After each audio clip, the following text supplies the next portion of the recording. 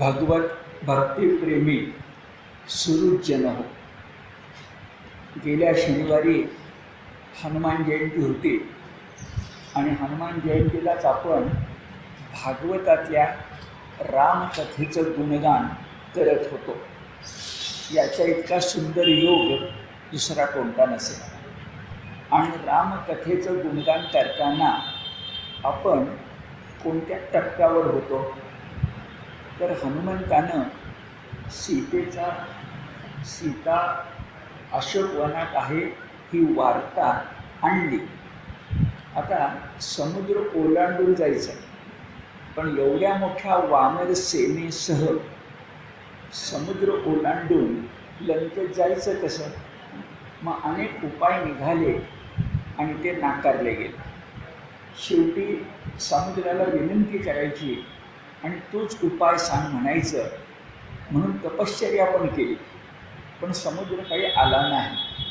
अशा वेळेला प्रभू रामचंद्र सात्विक संतापानं उफाळले आणि ते काय म्हणाले हे गेल्या शनिवारी निरूपण संपता संपता एकनाथांच्या शब्दात मी तुम्हाला सांगितलं. त्यातले शेवटचे शब्द असे होते की समुद्राचा गर्व पूर्ण मी नाशीन न लागता अर्धक्षण दे दे माझे धनुष्यबाण अति दारुण सर्पप्रायो.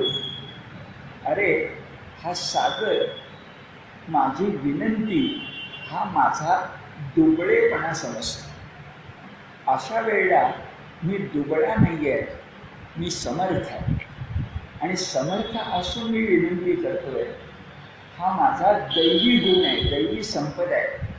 पण ते जर समुद्राच्या लक्षात येत नसेल तर समुद्राचा गर्वपूर्ण तो मी नाशीन न लागता अर्धक्षण दे दे माझे धनुष्यबाण अति दारुण सर्पप्रायो. इथंपर्यंत आपण होतो. आता पुढे रामकथा कशी तर आपल्या लक्षामध्ये येतं ते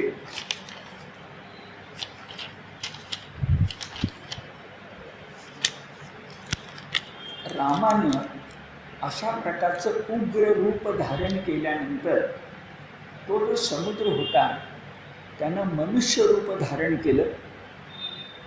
तो रत्नाकर असल्यामुळं बरीच रत्न बरोबर घेऊन पत्नीसह कुटुंबासह तो रामाला भेटायला आला. क्षमा मागितली, मी तुला ओळखलं नाही, तू विष्णूचा अवतार आहे असं विसरलो असं समुद्रानं म्हटलं. आणि मग समुद्रानंच उपाय सांगितला की तू विष्णूचा अवतार राम आहेस. राम नामानं राम स्पर्शानं पदस्पर्शानं अहिल्याचा उद्धार झालेला आहे. तर राम नामानं पाषाणसुद्धा करतील यात काही शंका नाही. म्हणून राम नाम लिहून वानरांच्या करवी या ठिकाणी समुद्रामध्ये प्रचंड शिलाखंड टाकायचं काम कर. की आज ज्याला आपण राम सेतू म्हणतो, काही लोक त्याच्यामध्ये शंका घेत होते, घेतात, पण आज नासाच्या छायाचित्रातून ते सिद्ध झालं आहे की राम सेतू अस्तित्वात आजही आहे. तो जो राम सेतू आहे तो बांधण्याला सुचवलं कुणी? समुद्रानेच. असा आपला संदर्भ चालला. मग समुद्र आला मनुष्य रूपानं, रत्नाकरून रत्नांनी पूजा बांधली, विनंती केली, क्षमा याचना केली आणि उपाय सुचवला की चला तो अशा प्रकारे समुद्र सेतुबंधन कर. सेतुबंधन झालं. पुढं युद्ध सुरू झालं, पण अजून राम रावणाचं युद्ध व्हायचंय. आधी कुणाकुणाला मारावं लागलं तर इंद्रजिताला मारावं लागलं, कुंभकर्णाला मारावं लागलं. हे दोघे मोठे बलवान आहेत. कुंभकर्ण विभीषण हे रावणाचे सख्खे भाऊ आहेत. कुंभकर्ण नेहमी निद्राधीन असायचा, पण एकदा जाग आली तर तो महापराक्रमी होता.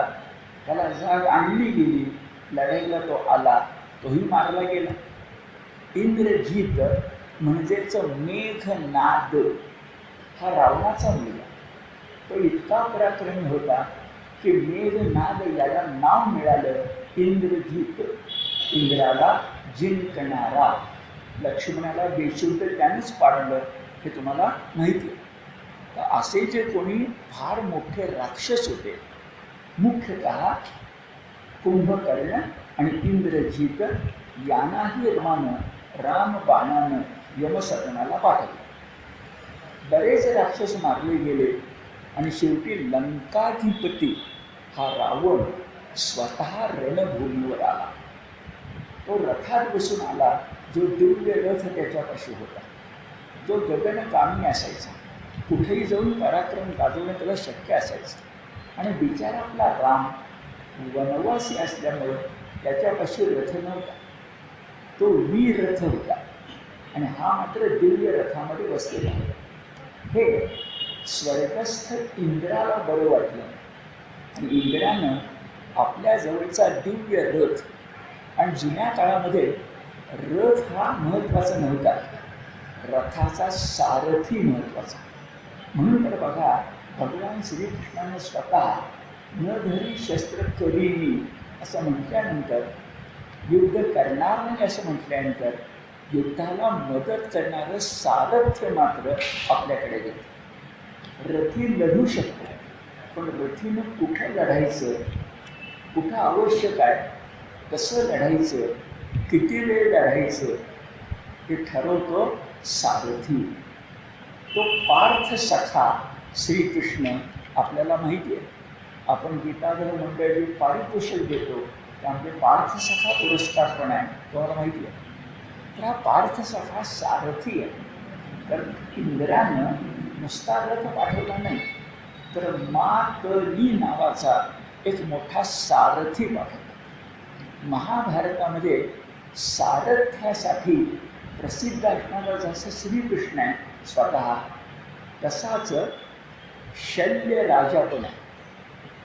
हा शल्यराजा इतका चांगला सारथी होता की शल्यराजाचे कटू बाण, वाघबाण ऐकूनही कर्णानं त्यालाच सारथी.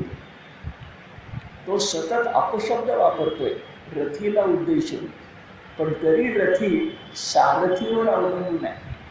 शल्य, कृष्ण, तसा मातली नावाच्या एका अत्यंत हुशार, निपुण अशा सारथ्यासह रथ वापरला. विनंती केली वनवासी असून सुद्धा रामाला की तू रथारूढ हो आणि लंकाधिपतीशी तू लढू शकशील. आता तो विरथ नाही आहे, तो रथी आहे, महारथी आहे, अतिरथी आहे, आणि समोर कोण आहे, लंकाधिपती. त्या दोघांचं युद्ध कशा प्रकारे झालं तर न भूतो न भविष्यती. आनंदवय अलंकार आपल्याकडे आहे. समुद्र कसा, समुद्रासारखाच. सूर्य कसा, सूर्यासारखाच. शिवछत्रपती कसे, शिवछत्रपती सारखेच. या सम हा इथं कोणता अलंकार होतो, अलंकार.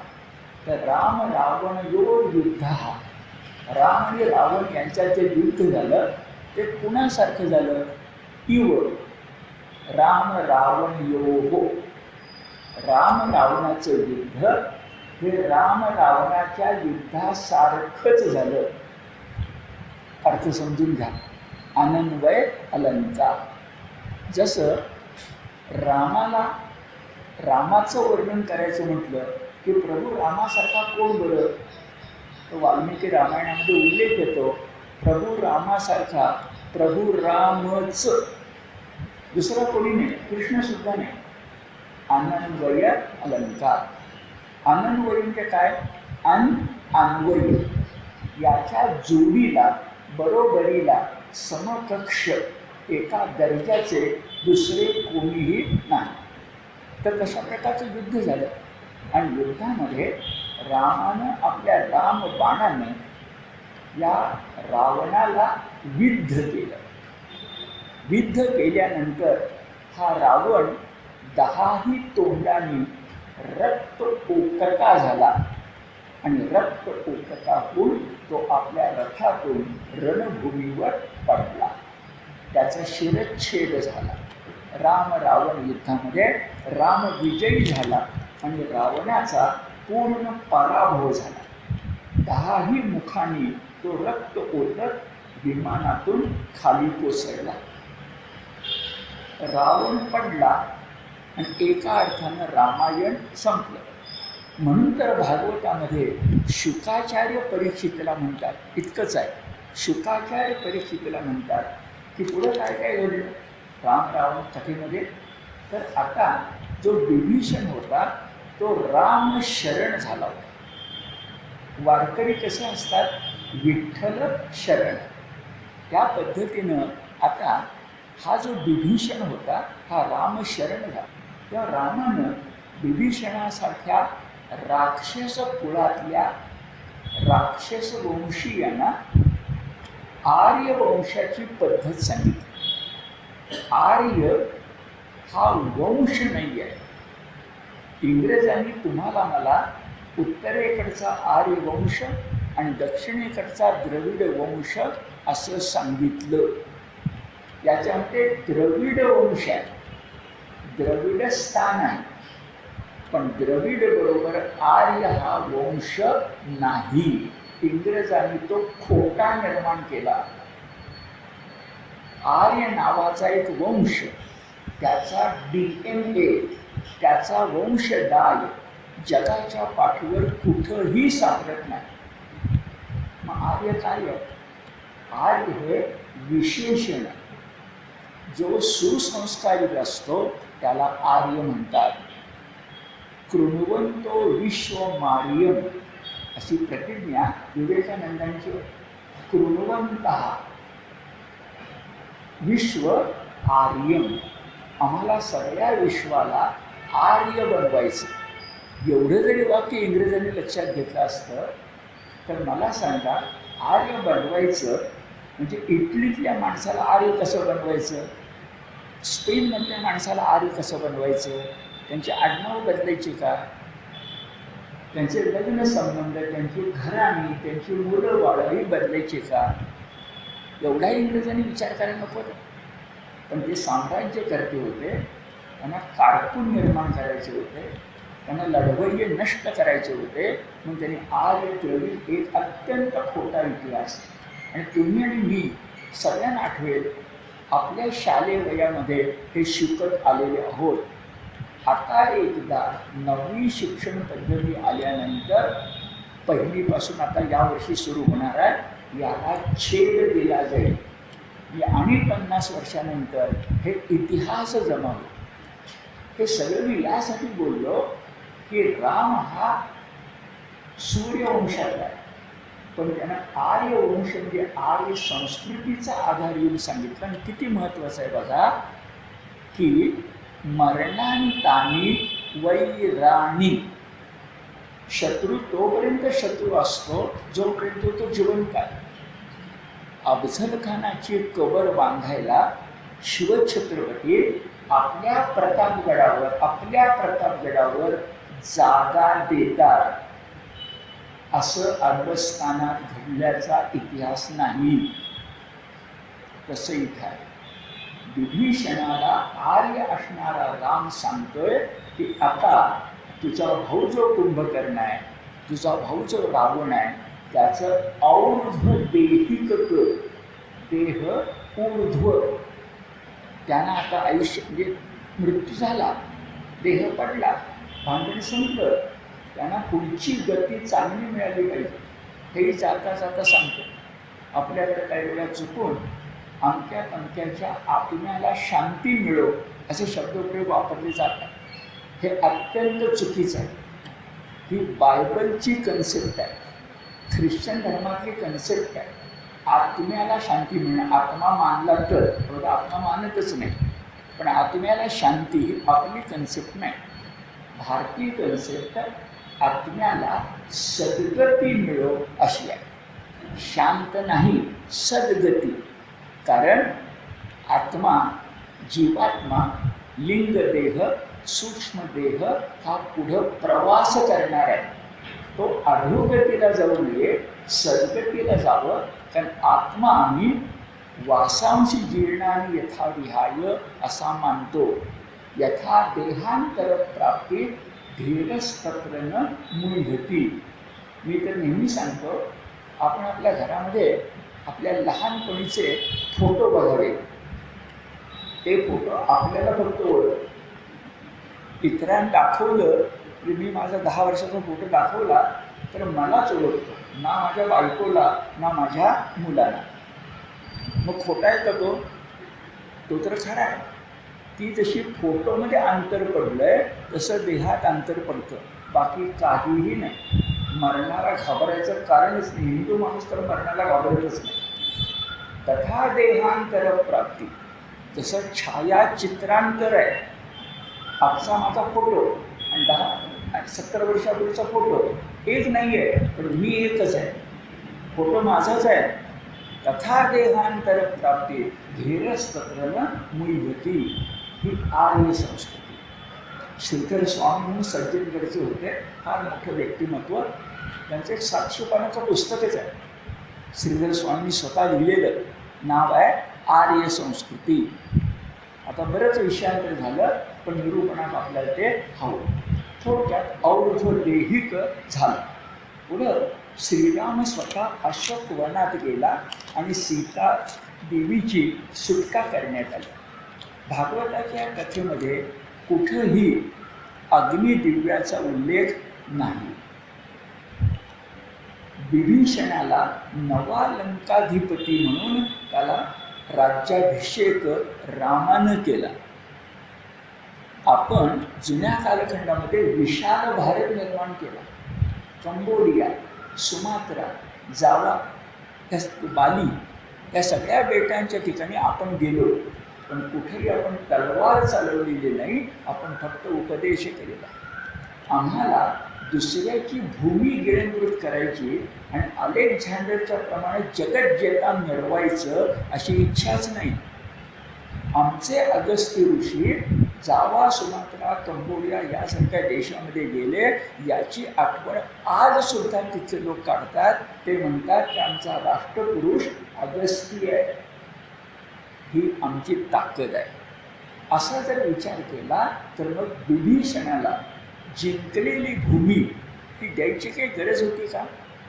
थोडं आणखी विषयांतर करा. रामायणामध्ये एक श्लोक नाही आहे, पण रामायणात तो श्लोक आहे असं मानलं जातं आणि आहे असं म्हणायला हरकत नाही. इतकं सुंदर आहे.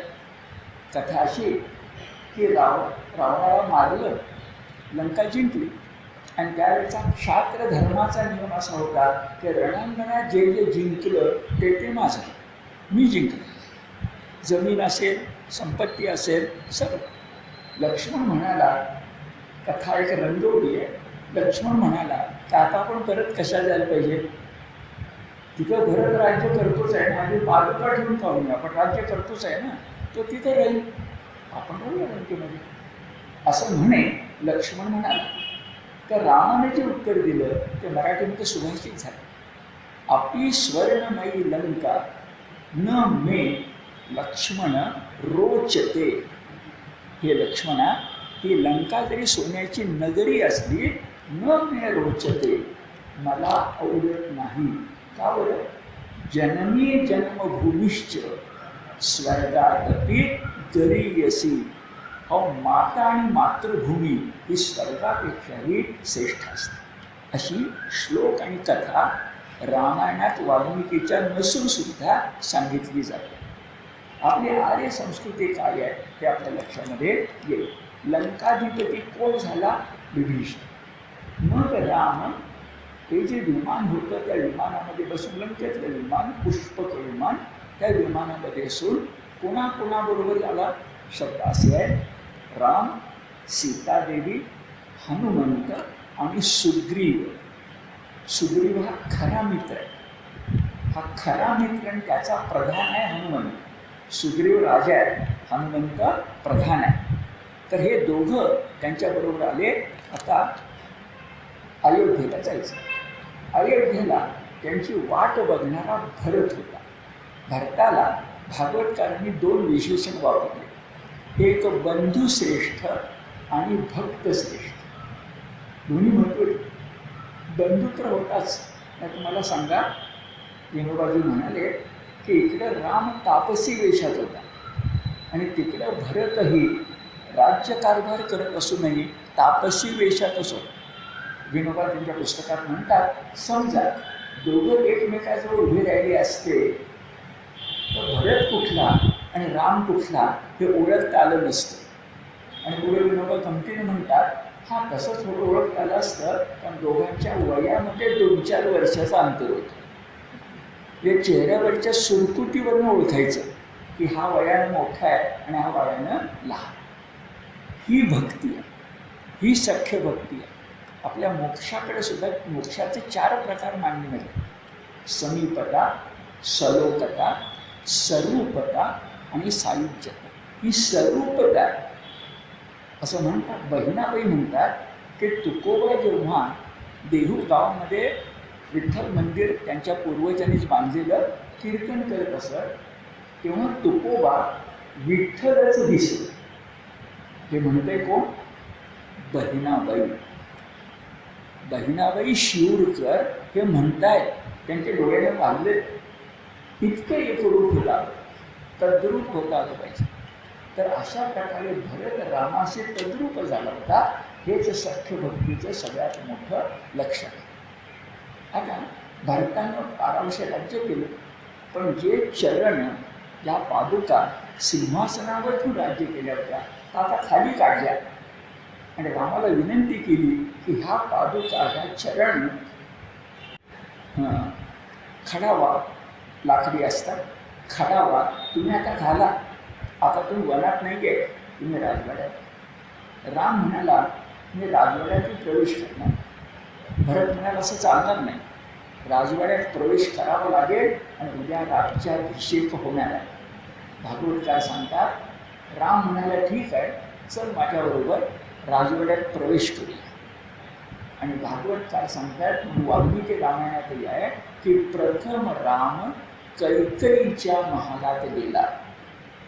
मध्ये जर ती मंथर आली नसती ना, तर भरतापेक्षा सुद्धा कैकेयीचा लाडका रामच होता. पण मध्ये सूर्यग्रहण किंवा आभाळ असं आलं, इलाज नाही. कैकेयीच्या महालात प्रथम, मग कौशल्याच्या, मग सुमित्रेच्या. मातांचे आशीर्वाद घेतले आणि राज्याभिषेक झाला. भागवत का किती सूक्ष्मता पाळतात बघा. आता 12 वर्ष राहून आला तापसी राजा होणार, त्याच्या मस्तकावर गंगा जल, समुद्र जल, जसं शिवाजी महाराजांवरती झालं, राज्याभिषेक होणार. तेव्हा जो केश कलाप आहे तो तापसी व्यक्तीचा कसा असतो? तर जटाभार असतो आणि वनवासात राहिल्यामुळे त्या जटा एकमेकामध्ये गुंतलेल्या असतात.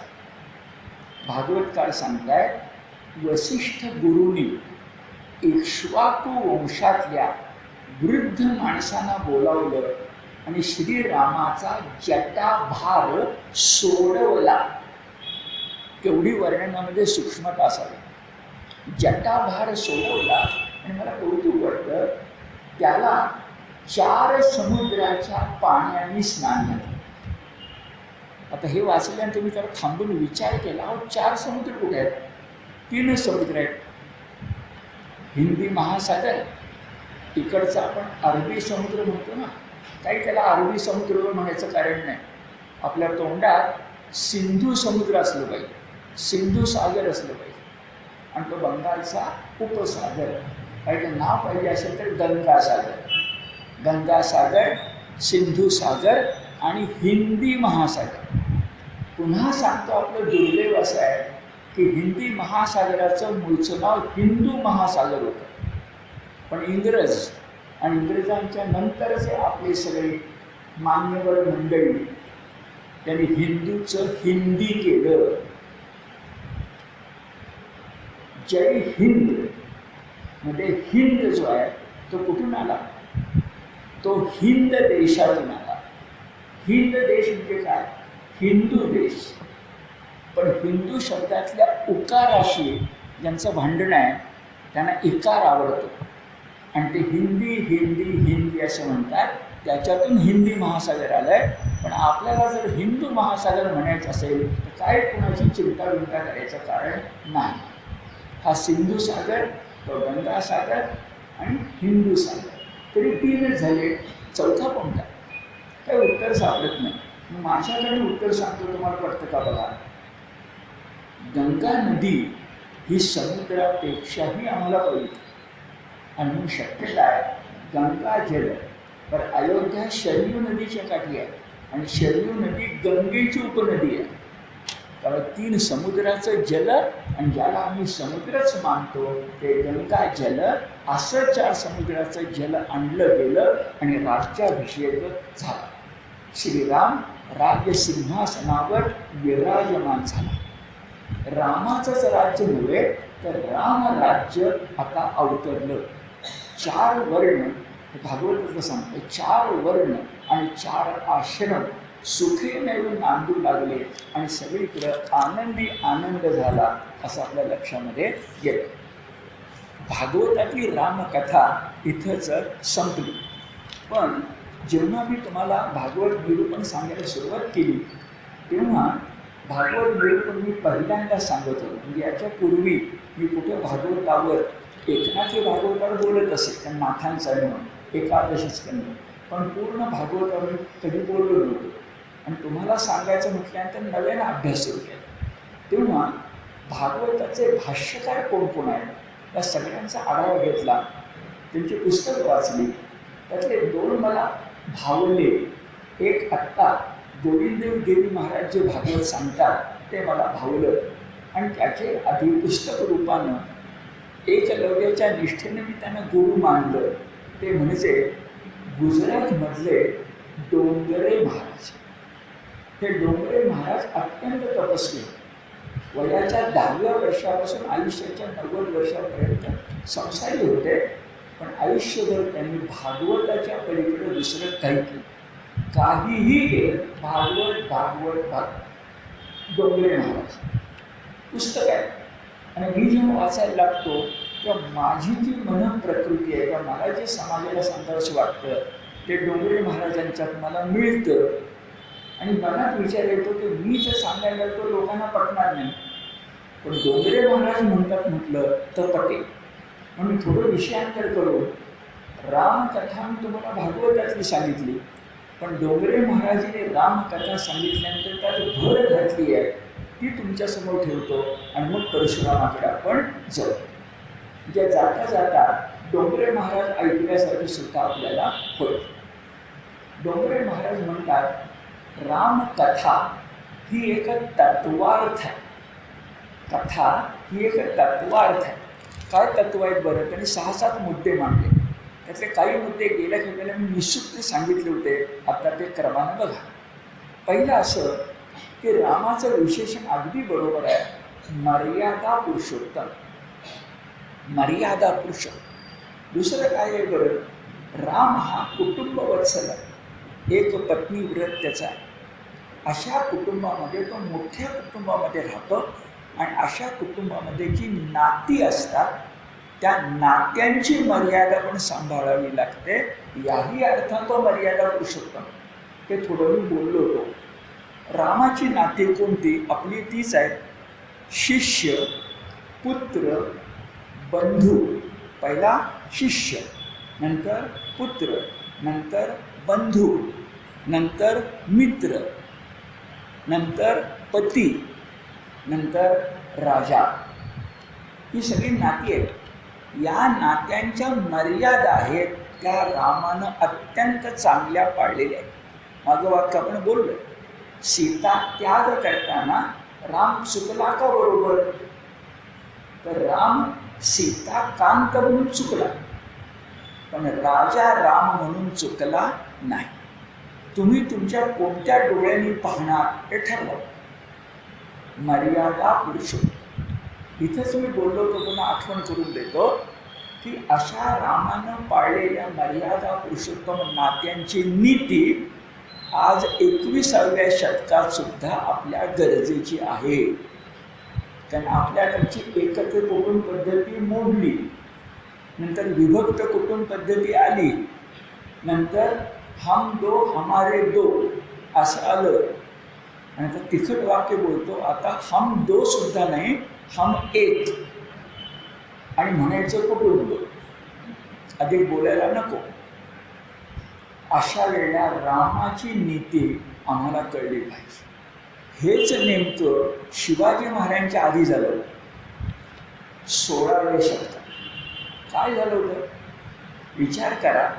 आपल्या मातोश्री जिजाबाई, माहेर जाधव, सासर भोसले, लखुजीराव जाधव हे विजापूरच्या आदिलशाहीमध्ये एवढे ताकदवान होते की त्यांच्या एकट्याच्या जीवावर, त्यांच्या तलवारीच्या टोकावर आदिलशाह राहत होता. त्यांना भर दरबारामध्ये मारलं गेलं, ठरवून मारलं गेलं. तो ठरला होता. इब्राहिम जो आदिलशाह होता तो बसला होता, काही बोलणं चाललं होतं, तो उठून गेला. डोळ्या देखत नको, म्हणजे पुन्हा कसं हुशारी आहे बघा, डोळ्या देखत नको, तो उठून गेला आणि ठरल्याप्रमाणे मारेकऱ्यांनी लखुजीराव जाधवांना घेरलं. त्यांना कल्पनाच नव्हती आणि मारलं.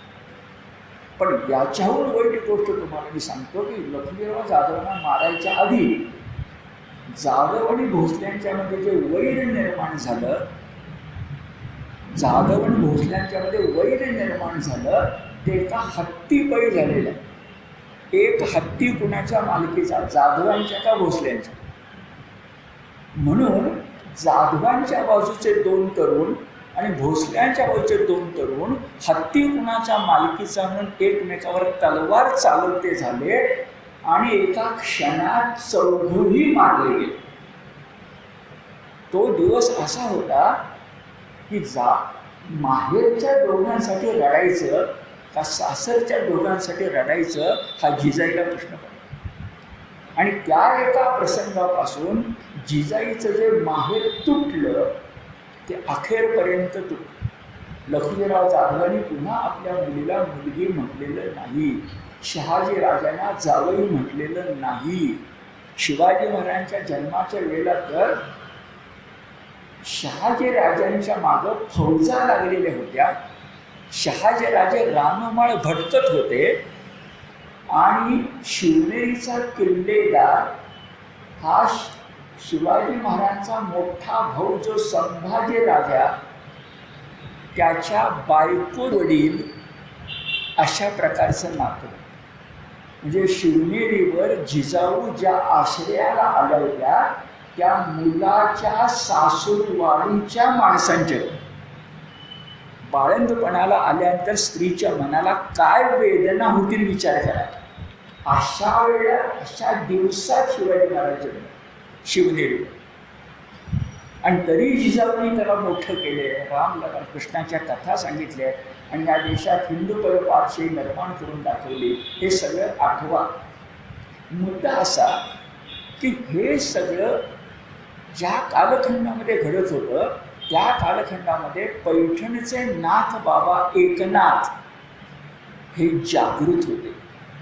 या माणसानं आपल्या वाणीनं आणि लेखणीनं शिवपूर्व काळात, अजून तुकाराम, रामदास, शिवाजी महाराज यायचे, एकनाथ जग सोडून गेले 1599, त्याच्या आधीचं मी बोलतो. याच नाही, यासारख्या घटना घडत होत्या. अरे वतनाचा एक तुकडा टाकला तर बापाला बाप म्हणत नव्हते, आईला आई म्हणत नव्हते, भावाला भाऊ म्हणत नव्हते, मराठेच मराठ्यांना कापत होते. तो काळ एकनाथांनी बघितला. आणि अशा काळामध्ये एकनाथांनी वयाच्या 40ला कृष्णकथा म्हणजे नाथ भागवत गायलं होतं आणि वयाच्या 60ला, त्यावेळेला आजच्यासारखं आयुर्मान नव्हतं. लोकमान्य टिळकांच्या कालखंडापर्यंत 36-40 वय आयुर्मान होतं. नाथांच्या काळात काय असेल? वयाच्या 60ला नाथांनी रामायण लिहायला सुरुवात केली. 6 वर्ष गेली, युद्धकांडापर्यंत आले. ते अपुरठून जलसमाधी घेतली, जी नंतर गावबानं पुरी केली. पण नाथांच्या डोळ्यात देखत ही नात्यांची नीती वनवासी झाली दिसत होती. या सगळ्यांना रामकथा शिकवली पाहिजे म्हणून नाथाने भावार्थ रामायण रचलं. हे पूर्वी बोललोय मी. आणि त्याच वेळेला, त्याच शतकात, त्याच दिवसात उत्तरेमध्ये रामचरितमानस तुलसीदासाने रचलं आणि दोघांची भेट झाली होती. ते सविस्तर गेल्या त्याला बोललोय. आता वेळ त्यात घालवूया नको.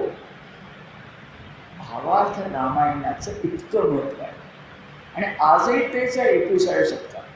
अरे रामकथा कळली, मागे बोललो ना, रामाचे 3 सावत्र भाऊ आहेत.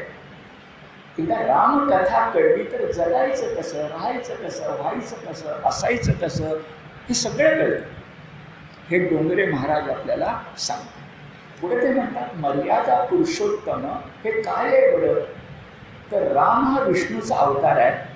तो मानवी अवतारात येतो आणि मानवाला शिकवतो की विष्णूप्रमाणे मर्यादा पालन करा, नाही तर तो अमर्यादा आहे. ते म्हणतात सूर्य, चंद्र, समुद्र कधी आपली मर्यादा ओलांडत नाहीत. तसं रामावतार सांगतो मर्यादा ओलांडू नका आणि तुम्हाला मला सांगतो मर्यादेचं पालन करा. कुठे डोंगरे महाराज म्हणतात मनुष्याला बुद्धी दिली आहे, अन्य प्राण्यांना नाही. हत्तीला आहे काही, पण अन्य प्राण्यांना नाही आहे. वानराला आहे, अन्य प्राण्याला नाही आहे. मग बुद्धी कशासाठी दिली आहे. तर बुद्धी मर्यादांचं पालन करायला दिली. गीतेच्या 16 अध्यायामध्ये आसूर संपद मांडताना म्हटलं गेलंय की स्त्री पुरुष एकत्र येतात आणि जग निर्माण होतं. इथं परमेश्वराचा संबंध काय. हे जे काही आहे हे पशुतुल्य. पण सप्तपदी विवाह हा माणसांचाच होतो, कारण त्यांना बुद्धी आहे. मग बुद्धी जर आहे तर मर्यादा पालन ही बुद्धीची कसोटी आहे. कशावरून तुम्हाला बुद्धी आहे. कसोटी काय. मर्यादा. पुढं म्हटले डोंगरे महाराजांनी की गंधफुलाने रामाच्या मूर्तीची पूजा करण्यापेक्षा मर्यादा पुरुषोत्तम रामाच्या जीवनात जे गुण प्रकट होतात त्यातला एक गुण जरी तुम्ही अंगीकारायचा प्रयत्न केला तरी ती खरी पूजा होईल. तुझे तेज अंगी शतांशे जरीही उजाळून टाकू, उजाळून टाकू दिशा दाही दाही. अरे तुझ्या 100 गुणातला एक गुण जरी आम्हाला मिळाला तर आम्ही जग उजळून टाकू. राम असा आहे. रामाचा एक एक गुण व्यक्तिमत्वामध्ये आणण्यासाठी प्रयत्न करा. पुढे म्हणतात रामावतार हा केवळ असुरवधासाठी नाही. परशुराम आहे, कृष्ण आहे. रामावतार हा असुरवधासाठी नाही तर मानवाला सर्वोच्च आदर्श दाखवण्यासाठी. क्षणभर मनात विचारील खरंच तुम्हाला मला रामासारखं वागता येईल का हो. नाही आहे ना. मग साने गुरुजींची कथा आठवायची की सूर्य लाखो फॅरनहीट उष्णतामानानं जळत असतो म्हणून आपल्या शरीरामध्ये 98.5 फॅरनहीट उष्णतामान असतं. विनोबा गमतीने विचारतात तिथंच 98.5 झालं तर आपलं काय होईल याचा विचार करा. सगळे हिमयुगामध्ये जाऊ आपण. हिमयुग होते का. मग आदर्श सूर्य आहे. सूर्यासारखं होता येत नाही पण पूजा तरी करता येते ना. सूर्यवंश तर जागवता येते ना. सत्प्रवृत्ती तर जागवता येते ना. पण मनुष्य मात्राला सर्वोच्च आदर्श दाखवण्यासाठी रामचरित्र आहे. मग याचा मुद्दा रामाचं वर्णन करायचं ठरवलं पण वाल्मिकींना उपमान सापडेना. रामासारखा कोण. रामच. पुढचं मोठं छान आहे. आपल्या ज्ञानात भर टाकणार आहे आणि तुम्ही ते इतरांना सांगा. अहो रामाचं धनुष्य आहे ना तेच ओंकार आहे. रामाचं धनुष्य हेच ओंकार आहे. कसं काय रामाचं धनुष्य ओंकार. तर आपण उ असं लिहितो ना, हे वाममुखी लिहितो. ते उ जरा दक्षिणमुखी लिहा. असं नाही लिहायचं, असं लिहायचं की त्याला प्रत्यंच जोडता येते आणि बाण पाठवता येते. डोंगरे महाराज म्हणतात रामाचा धनुष्य म्हणजेच ओंकार त्यातलं जे धनुष्य आहे त्याला ज्ञान असं म्हणतात, आणि त्यातून जो रामबाण सुटतो त्याला विवेक असं म्हणतात. हा रामचरित्राचा संदेश आहे. ओंकार कसा धनुष्य ज्ञान, आणि सुटणारा बाण विवेक. पुढे ते सांगतात संयोग आणि वियोग कसा असतो, तर भरत अयोध्येत होता, तो वियोगी होता, पण मनानं रामाशी संयोगी होता. भक्तांना भगवंतापासून तो किती दूर आणि लांब असला तरी मनानं भगवंताशी संयोग करावा, आणि तो समत्व योगानं करावा. हे गीतेचं तुम्हाला मला सांगा. शेवट आपल्या जे रामायणामध्ये कांड आहेत त्यांना तशी नावं का दिली आहेत? डोंगरे महाराज म्हणतात बालकांड म्हणायचं कारण आईकडं चंद्रबिंबाचा हट्ट धरणारा जो राम आहे तो बालकांडात निर्व्याज आणि निष्कपट बालासारखा आहे. कसा असावं? बालरामासारखा. कसा असावं? बालकृष्णासारखा. हे सांगितलं. पहिल्या कांडाचं नाव बालकांड. पुढे बघा अयोध्याकांड. यातल्या अयोध्या शब्दाचा नेमका अर्थच आपल्याला कळत नाही. अयोध्या म्हणजे अयोध्या, पण योद्धा म्हणजे विचित्र बोलायचं तर तिथं एकही योद्धा नाही असे घेता येईल, पण असं नाही आहे. अयोध्या म्हणजे ज्या नगरीला दुसरा कोणी जिंकू शकत नाही ती अयोध्या. म्हणजे नाही, तिथं कुठल्याही दुसऱ्या योद्ध्याचं काहीही चालत नाही, ती अयोध्या. मग 500 वर्षापूर्वी तिथं मशीद बांधली गेली. राग येणार नाही का आपल्याला? अयोध्येचं नावच संपलं ना. आणि 500 वर्षामध्ये लाखाच्या वर लोकांनी प्राण अर्पण केले, तेव्हाच मंदिर उभं राहिले. 500 वर्ष हिंदूंनी याचा अभिमान बाळगला पाहिजे. 500 वर्ष पिढ्यानपिढ्या. मग काही नागा साधू असतील नाही तर अन्य कोणी असतील. सहज सांगतो, नागा साधू कुंभमेळ्यात आले होते, विचित्र दिसतात, पण या नागा साधूंनी 1.5 वर्ष औरंगजेबाला रडकुंडीला आणलं. नागा साधू हा इतिहास आहे. औरंगजेबाला जो आशियावर राज्य करत होता असा संग्राम करावा लागला, कारण अयोध्या आमचा जीव की प्राण आहे, म्हणून अयोध्याकांड. पुढे चला. अरण्यकांड म्हणजे काय? तर 4 आश्रम आहेत ना, त्यातल्या त्या वानप्रस्थाश्रमाची माहिती सगळ्यांनाच पाहिजे. ब्रह्मचर्य आश्रम झाला, गृहस्थाश्रम झाला, आणि एकदम वैकुंठात गेलो असं व्हायला नको. जरा मनुष्य जन्म मिळाला आहे तर अरण्यवास पाहिजे. आणि अरण्यवास याचा अर्थ नीट ऐका, निरीच्छता. निरीच्छता. संसारात तर असायचं, पण कमलपत्र मी वांबसा. विंदा करंदीकर नावाचे एक मोठे कवी आहेत, ज्ञानपीठ पुरस्कार मिळणारे. 3-4 ज्ञानपीठ पुरस्कार मिळाला. पहिले खांडेकर. त्यांचं एक कविता आहे छान मोठी, मला फार आवडते. चरण असा आहे, स्वतःच्या घरी दूरचा पाहून आम्ही. जमतं का बघा?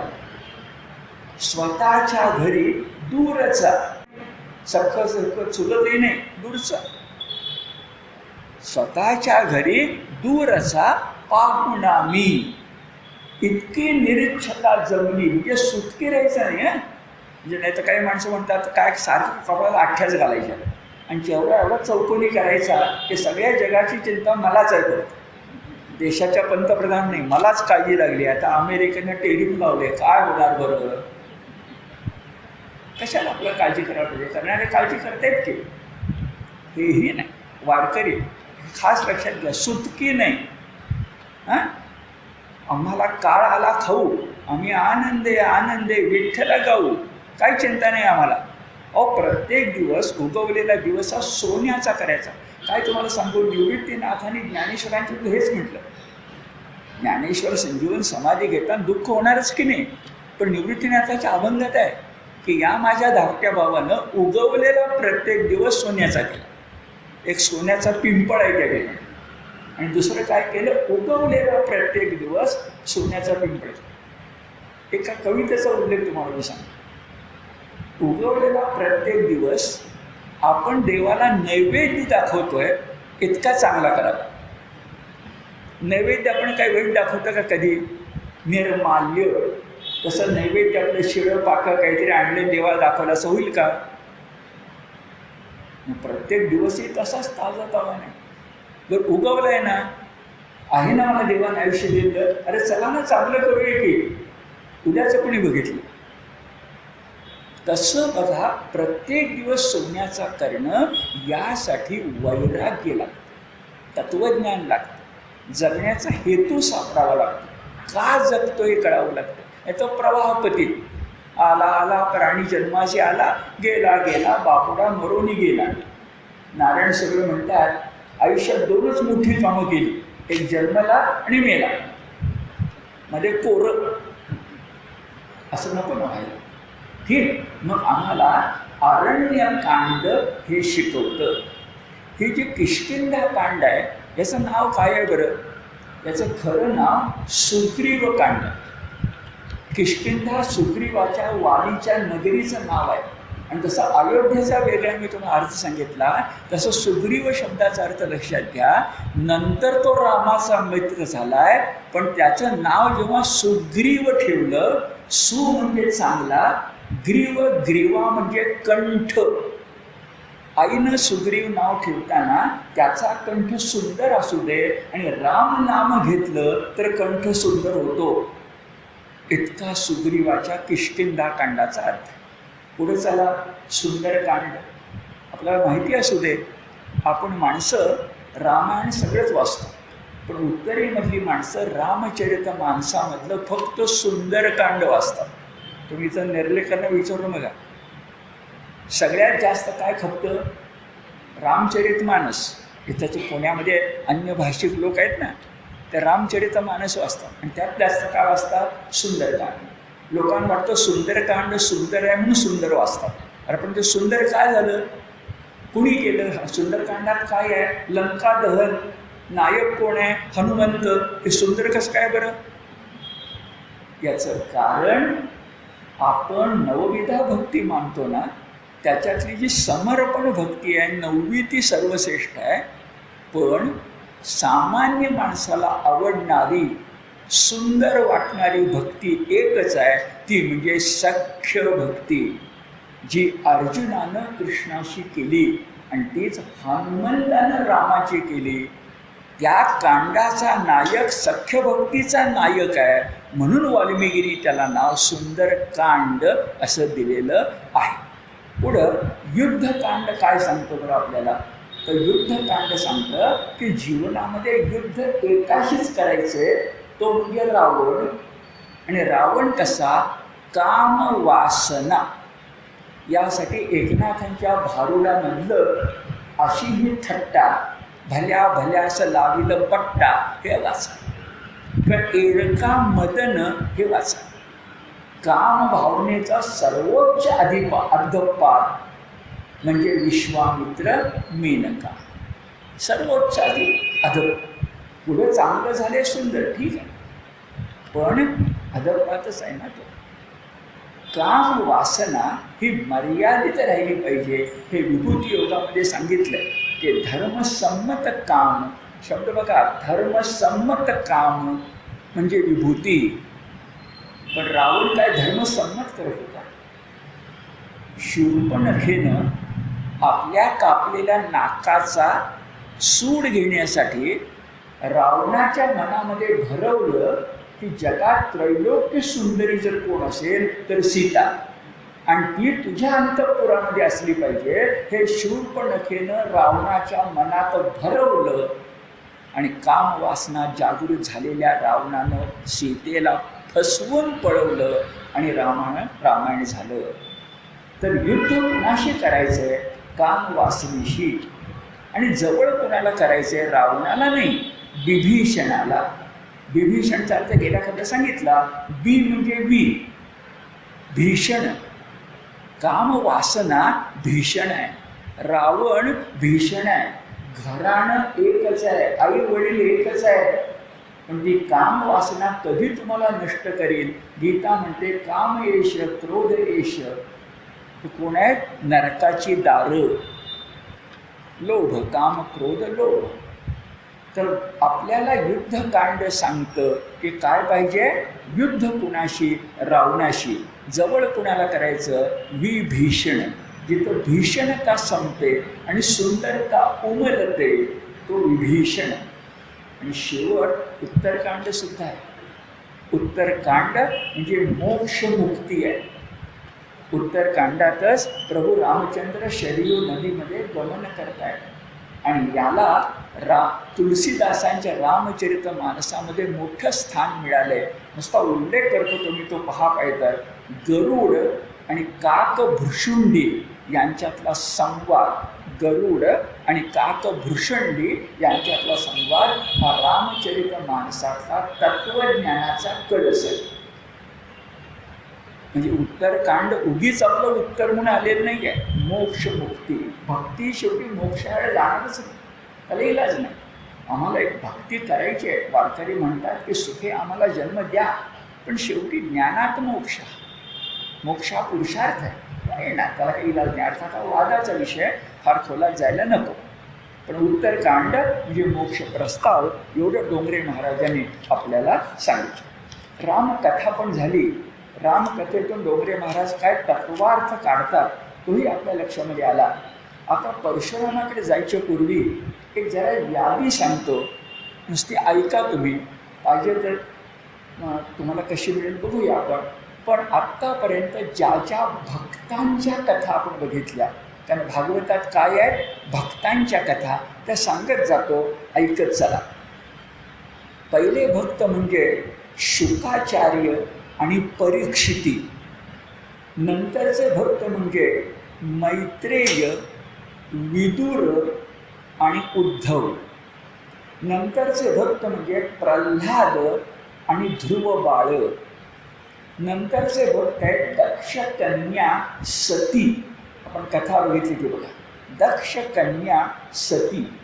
नंतर अंबरीश, आजामेळ, कपिल मुनी, ऋषभदेव, जडभरत आणि दधीची.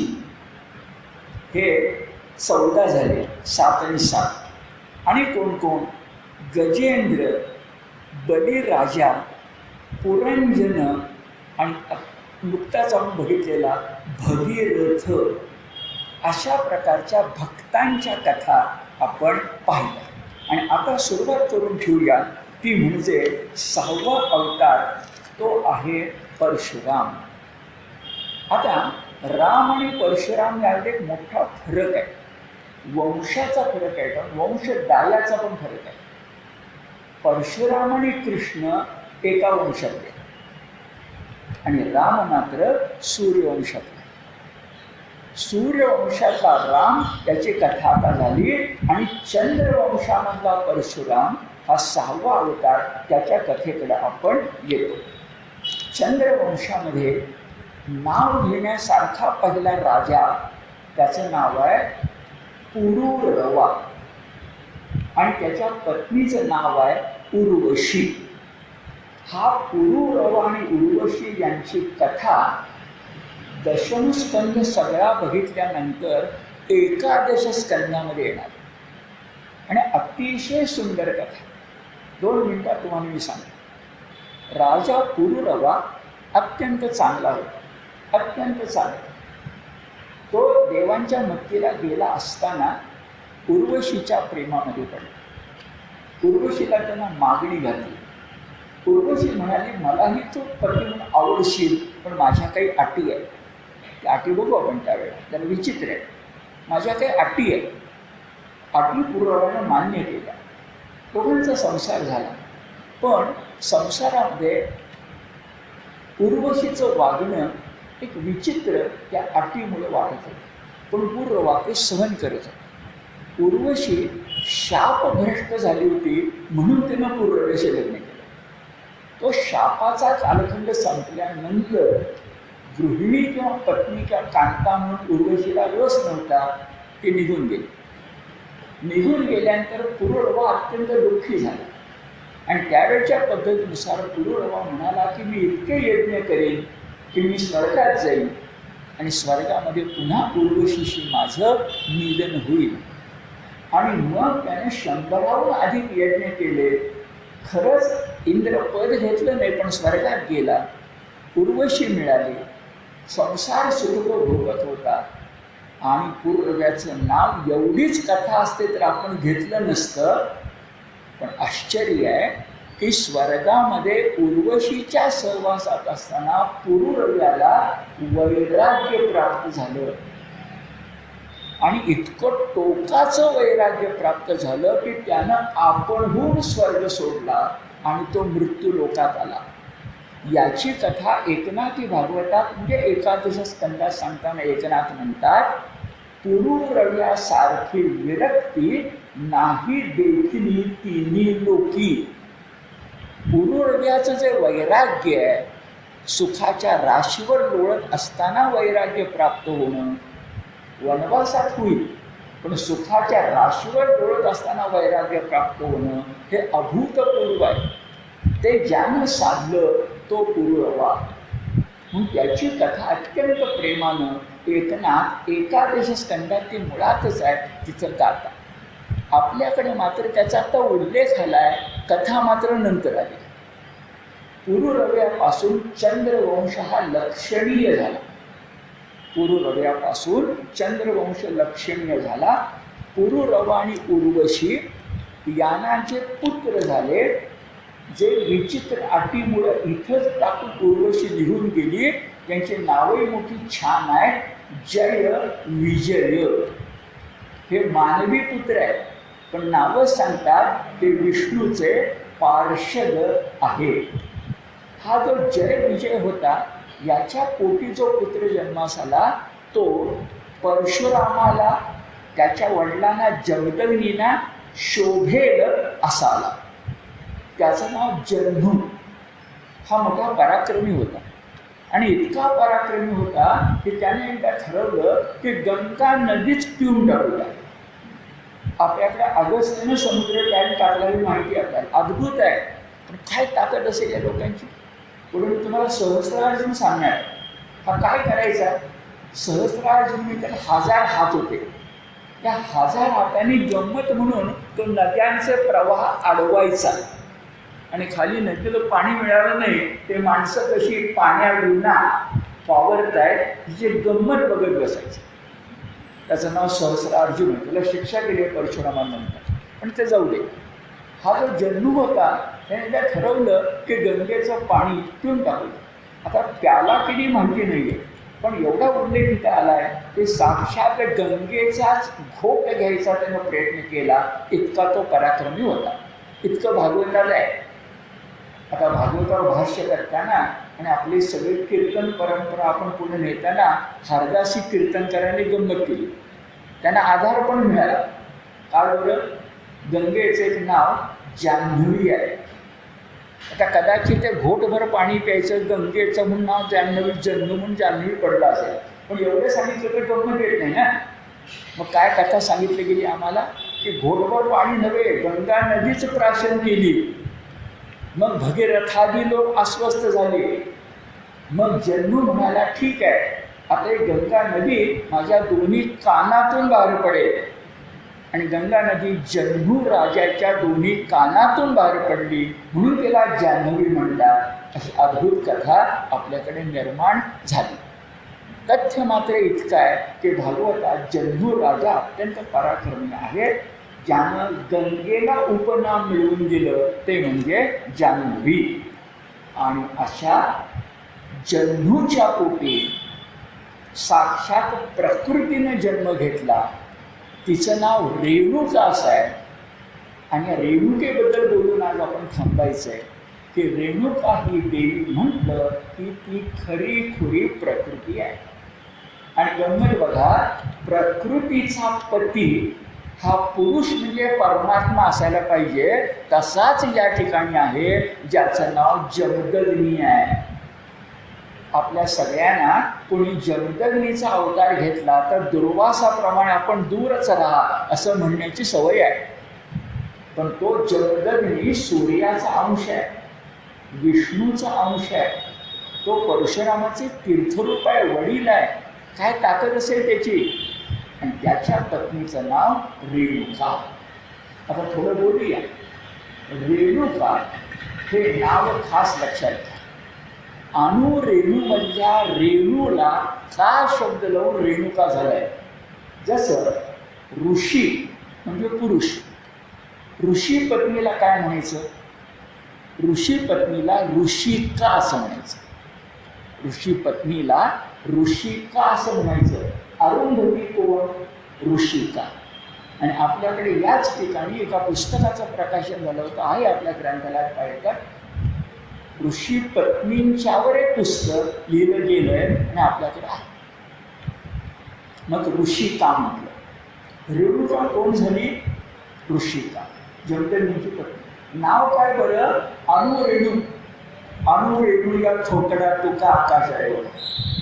रेणू अणु हे सांख्य तत्वज्ञान आहे. प्रकृती कशी असते हे सांख्य तत्वज्ञान 24 किंवा 25 तत्वानं सांगतं. रेणुका ही आपण अंबाबाई मानतो, जगदंबा मानतो, देवीची 3.5 पीठं आपण मानतो. त्याच्यामध्ये माहूरला रेणुका आहे. जर तुम्ही आजही माहूरला गेलात, थोडंसं पर्वतीपेक्षाही कमी उंचीवर रेणुका आहे. ज्याला तांदळा असं म्हणतात. म्हणजे उभ्या आकाराचा छोटा भाग, लाल रंगाचा तांदळा. तुम्ही चिंचवडला गेलात तर मोरया गोसावींना कर्णामध्ये मिळालेला तांदळा गणपती हा असा छोट्या रूपातच आहे. ही आपली परंपरा आहे.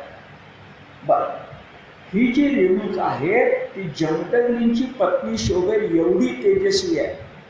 तिच्या पोटी परशुराम जन्मास आलेला आहे. या ज्या आपल्या 3.5 पीठातल्या देवी आहेत त्यांची नावं बघा, तर सगळ्यात तेजस्वी जर कोण असेल तर रेणुका. आणि मी ज्याचा अभ्यास करू शकलो आयुष्यात ते एकनाथ. त्या एकनाथांच्या पैठणमध्ये आजही रेणुका मंदिर आहे. आणि रेणुकेचं एक नाव एकवीरा आहे. एकवीरा म्हणायचं कारण ती अशी आहे की तिच्या पोटी एक वीर जन्मास आला. जो जगात एक वीर आहे, त्याच्याशिवाय दुसरा वीरच नाही, त्याचं नाव परशुराम. आता मुलामुळे आलेल्या कीर्ती मिळेल की नाही, तर रेणुकेचं आणखीन एक काय नाव झालं, एकवीरा. आणि शेवटचा मुद्दा नीट लक्षात घ्या. आपल्याकडे दैवत जी असतात त्या दैवतामध्ये लोकदैवत म्हणून एक भाग आहे.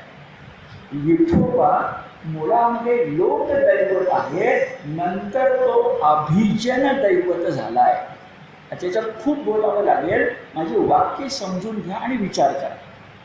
लोकदैवत, अभिजन दैवत होणं हा काही दैवतीकरणाचा भाग आहे. तर लोकदैवत आपण कोणकोणती मानतो, तर म्हसोबा असेल, मल्हारी मार्तंड असेल, खंडोबा असेल, ठीक आहे. अशी जी दैवत असतात त्या सगळ्या दैवतामध्ये सगळ्यात श्रेष्ठ जर कोण असेल तर रेणुका. हिलाच कर्नाटकामध्ये यल्लम्मा असं म्हणतात. देवी एकच आहे. आणि यल्लमाचे भक्त, रेणुकेचे भक्त, वाघ्या मुरळी, भंडारा, पिठामिठाचा नैवेद्य, हे सगळं लक्षामध्ये घ्या की या देशामधल्या हिंदू संस्कृतीतल्या 70-80% लोकांना लोकदैवतानं बांधून ठेवलेला आहे. आणि त्याची अधिष्ठात्री देवता जर कोण असेल तर रेणुका एकवीरा, जी विष्णूच्या 6व्या अवताराची आई आहे.